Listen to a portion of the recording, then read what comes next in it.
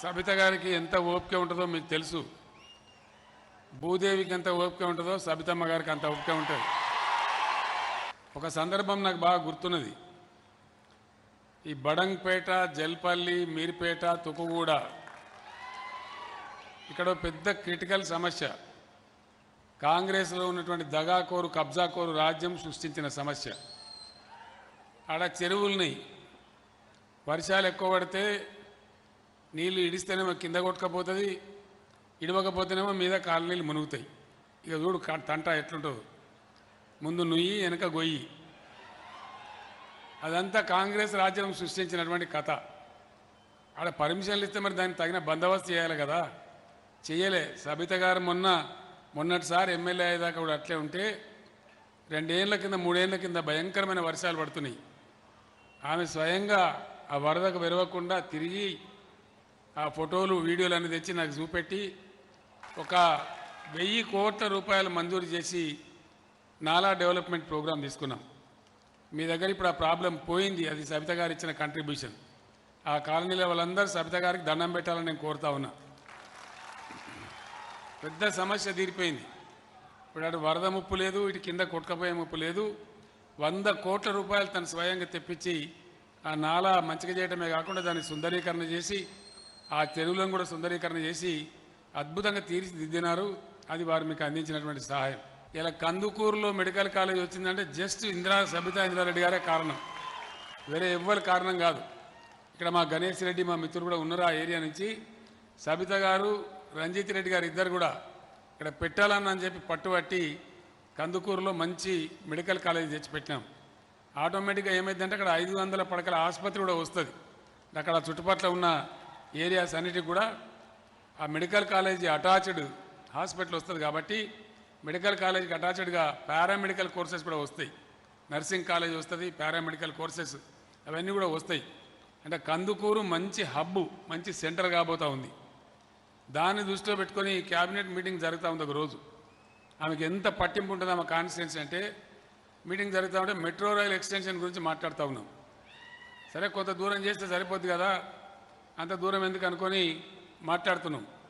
వారు పట్టుబట్టి అన్నా నాకు అదంతా కాదు, కందుకూరు దాకా రావాల్సిందే మెట్రో ఎట్టి పరిస్థితులలో అని చెప్పి ఆ క్యాబినెట్ మీటింగ్ని ఆనాడు పోరాటం చేసి కందుకూరు దాకా మెట్రో పెట్టాలని చెప్పి పోరాటం చేసినారు. ఈ రకంగా పరిశ్రమలు తేవడంలో కానీ, మీ అభివృద్ధి పనులు కానీ, మీ మౌలిక వసతుల గురించి కానీ, మీ తాగునీటి గురించి కానీ, మీ రోడ్లు బాగా చేయటం గురించి కానీ వారు పడే తపన మామూలుగా ఉండదు.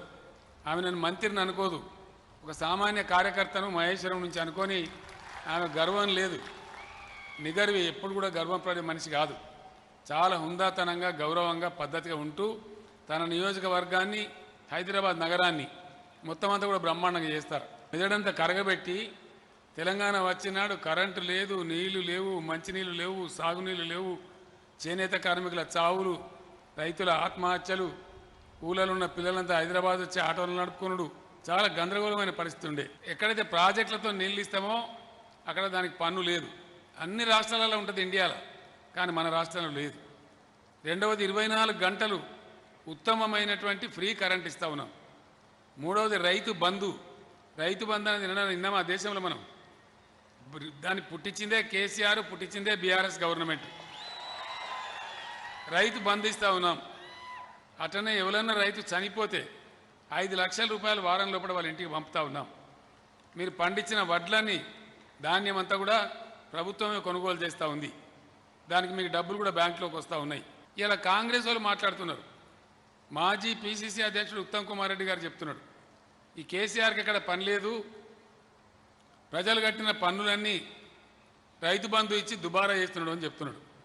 రైతు బంధు దుబారానా అండి? ఇప్పుడున్న పిసిసి అధ్యక్షుడు మాట్లాడుతూ ఉన్నాడు, కేసీఆర్ వేస్ట్ చేస్తాడు, రైతులకు 24 గంటలు కరెంట్ ఇచ్చి 24 గంటల కరెంట్ ఇచ్చాడని నేను వేస్ట్ చేస్తున్నాడు. మరి ఏమి ఇస్తావు అబ్బాయి అంటే, మా పార్టీ వస్తే 3 గంటలు ఇస్తామంటాడు. 3 గంటలతో ఎట్లా వాడుతుందో నాకు అర్థం కాదంటే, రైతులు 10 HP మోటార్ పెట్టుకోవాలంటాడు.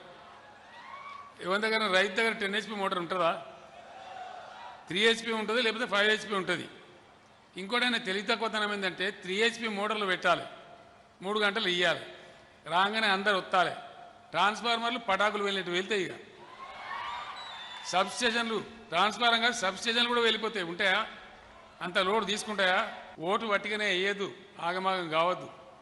ఆలోచించాలి, ఖచ్చితంగా ఆలోచించి నిర్ణయం చేయాలి. అప్పుడే మంచి ఫలితాలు వచ్చే అవకాశం ఉంటుంది. ఓటు అనేది ప్రజాస్వామ్యంలో మీకున్నటువంటి బ్రహ్మాండమైన ఆయుధం, మీ చేతిలో ఉన్న వజ్రాయుధం. అది మీ తలరాతను మారుస్తుంది, 5 ఏళ్ల రాష్ట్ర భవిష్యత్తును మారుస్తుంది, మన నియోజకవర్గం యొక్క భవిష్యత్తును కూడా రాస్తుంది. మీరు వర్షం ఉన్నా లెక్క చేయకుండా బేఖాతరు చేసి ఇంతమంది తరలి వచ్చిండ్రు గ్రామాల నుంచి, పట్టణం నుంచి అంటేనే డెఫినెట్గా సబిత గారి గెలుపు ఖాయమైపోయింది. అందులో ఎటువంటి డౌట్ లేదు.